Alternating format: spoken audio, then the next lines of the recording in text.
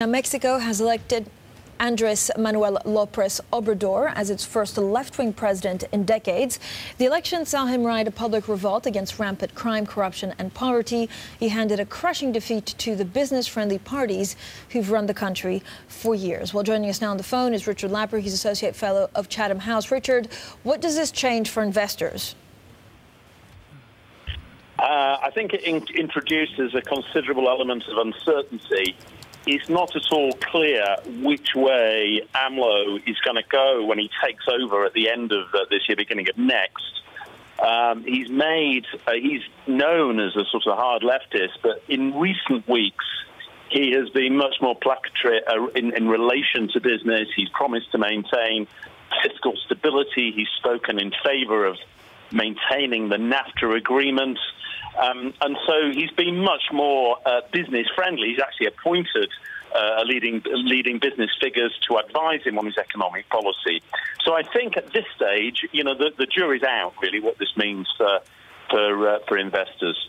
Richard, it is wonderful to have you on short notice this morning with your decades of experience in the culture, the fabric of Latin America at the Financial Times. Richard, the basic idea here is his promise to undo years, decades of endemic corruption.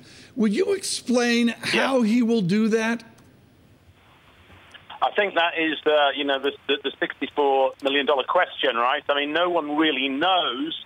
He's talked concretely about sort of taking, sort of headline-grabbing measures, reducing salaries of top officials and so on and so forth. That, as we know, is not going to necessarily create the institutional base that you need to drive through transparent institutions. And I think one of the things that we've seen in Mexico, which is quite different, say, to Brazil, is that institutions don't have the independence, they don't have the power, the authority to push through changes and bring corrupt officials to book. That's exactly where I wanted to go. And I mean, short of this guy doing a Duterte, which nobody's predicting, and there's been a lot of human rights issues in the Philippines, how does he link up with the elites of the military and the elites of the police forces to go after the crime, the terror, and the corruption? What's the prescription to get that done? Again, I think, we don't know. The policy ideas have been pretty vague in this area. Mexican violence homicide rates have tripled since 2000. We have endemic crime linked to the drugs trade in many, many Mexican states now. It's been spreading. It's getting more complex. It's not an easy problem to deal with.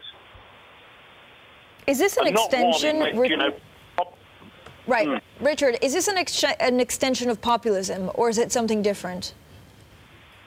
I think this is much more like, and it's very early days, right? But it's much more. You can say this is much more like the old-style left-wing PRI governments. With a PRI which has been running Mexico between the mid-20s and 2000. It did have some left-wing periods, in the early 70s and the late 1930s when there were big nationalizations, quite leftist economic policies.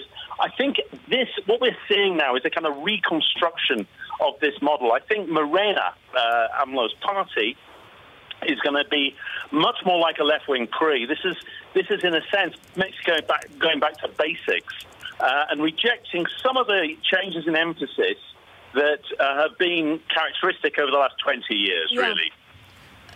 Richard, how will the new president deal with President Trump? Is he going to be more antagonistic, or will he find a compromise?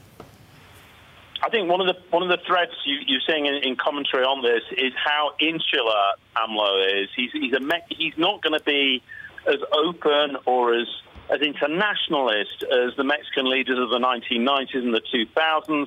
He'll be nationalist in tone. I think there may be some friction with President Trump, but it'll be largely rhetoric. I think when it gets down to dealing, I think they'll be continuing to talk.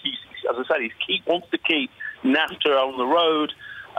It's too important for Mexico to let that drop, really. I think it could be stormy, but it may not be as stormy as you think. So you're saying that the NAFTA posture of Mexico will not be that much different from the new lefts, from the old elites? I mean, I think that there's a lot of economic sense for Mexico in maintaining NAFTA. A lot of investment rides on it. A lot of jobs ride on the continued presence of these big manufacturing companies in Mexico who are very, very closely integrated with the U.S. economy. So it's very difficult for AMLO to start, breaking that apart. Yeah. Very difficult. Richard, thank you so much. Richard Lapper on short notice from Moscow with Chatham House and, of course, for decades with the Financial Times as well.